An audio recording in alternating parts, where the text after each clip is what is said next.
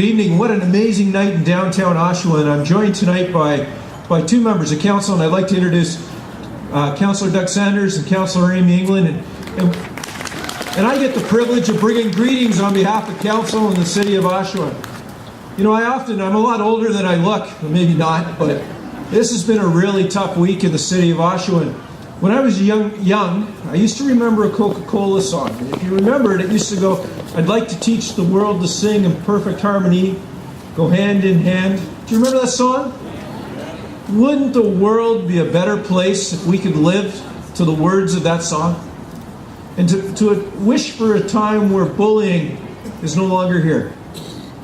You know, this is the most amazing city in all of Canada, where we have 3 universities and a community college, and our entire economy has shifted.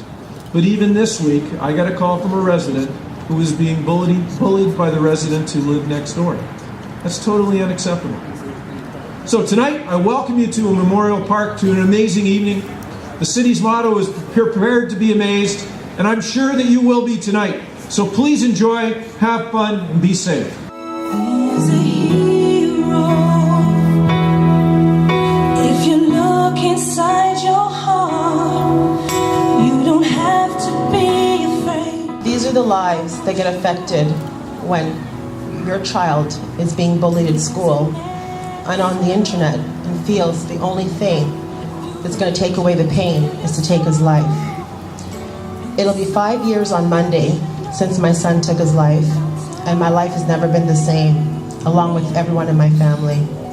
Shaquille was a loving, caring young man who would do anything for anyone, and it saddens me every time I pick up the newspaper, listen to the radio, for another child to lose their life because of other people's selfishness and unwillingness just to accept us for just the way we are.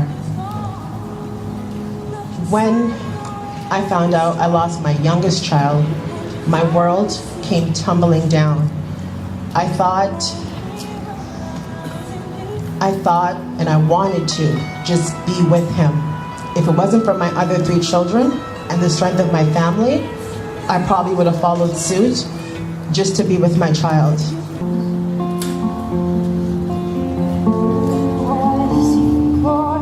I think probably the best way to honor my son is to read you his essay that he wrote while he was at the University of Oshawa, and it was his feelings on the meaning of life.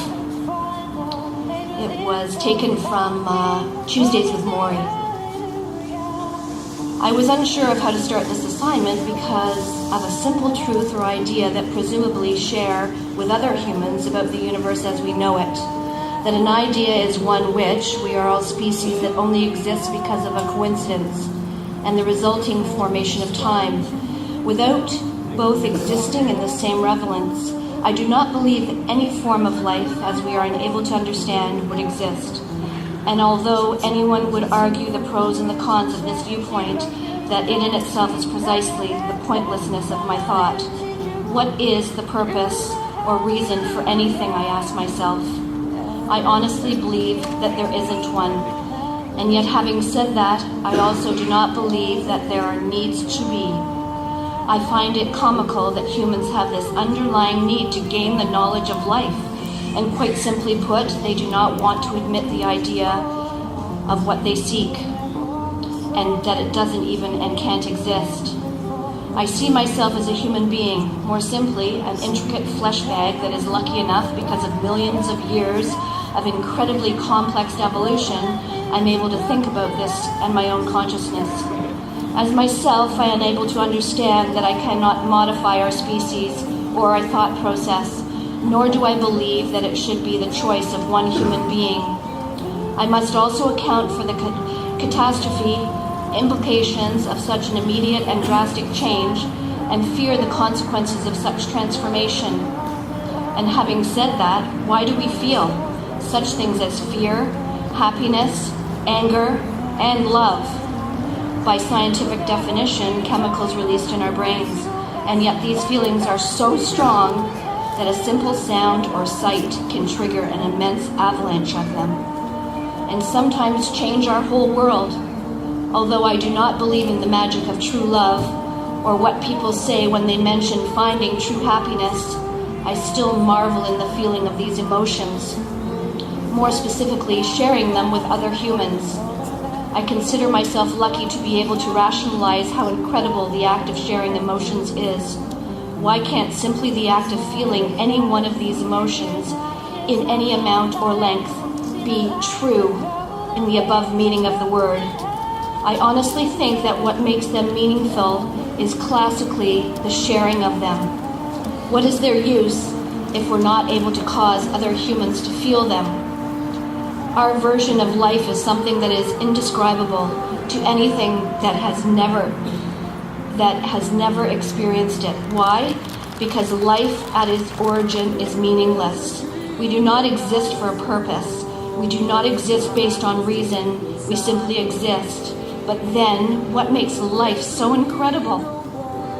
What makes life worth living? How do we make life meaningful? Our emotion, and to express that emotion with our fellow humans. It's worth living simply for that feeling alone. When you share mutual happiness with a friend because you both enjoyed a movie or a lunch, or that time-stopping feeling when you're with someone who creates that euphoria just because of their simple presence. Or even to experience those unnerving emotions, like when we feel butterflies when we are unsure of what the future holds. These specific moments in time are what I use to create my meaning in life. I do not understand why humans are able to feel such emotions, but to be honest, I don't care. I simply want whoever is reading this to try and understand and appreciate what you have, not why you have it. Nobody should try to teach you why you should live your life. Just hope you can learn and marvel at the instances of emotion like I have. And if you are able, the next time you experience that feeling of euphoria, whatever the cause, realize that what you're experiencing is not simply a food, a place, or a person, but an extraordinarily the meaning of life itself. Thank you. I was born to be, and this world will belong to me. Dreaming, believing, seeing, being. I was born to be somebody. Ain't nothing that's ever gonna stop me. I'll light up the sky like lightning. I'm gonna rise above, show 'em what I'm made of. Born to be somebody. I was born to be, and this world will belong to me. Whoa, yeah, this world will belong to me. Yeah, whoa, yeah, this world will belong to me.